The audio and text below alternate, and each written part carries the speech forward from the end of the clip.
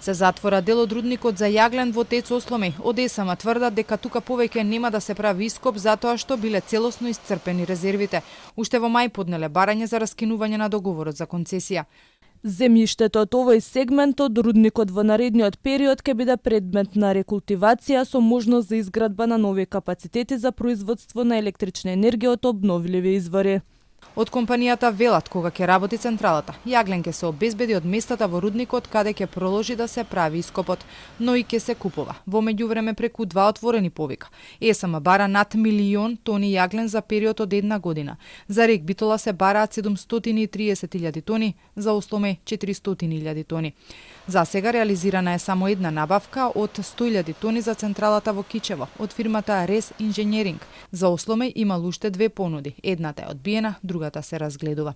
Исто и за Рек Битола. Понудите за набавка на јаглен се во фаза на евалуација, а во тамошниот брод Гнеотино копа фирмата Топлина Подмолје, кои беа подизведувачи на Марковски, со кој пак новото раководство го раскина договорот за ископ со образложение дека не ги исполнувале обврските. Домашните рудници одамна во целост не можат да ги задоволат потребите од јаглен за производство на струја. Производната цена на ЕСМ според последните пресметки е околу 135 евра за мегават час. На Рек Битола се движи околу 120. Од централите Неготино и Осломе е уште повисока, но за домакинствата ЕСМ на универзалниот снабдувач му ја продава подалеку пониска цена од 62 евра за мегават час. Токму ваквата разлика беше една од точките во последниот извештај на ревизорите. Во документот беше наведено дека ако проложи ЕСМ да продава струја по дампинг цена, државната компанија ќе се соочи со колапс.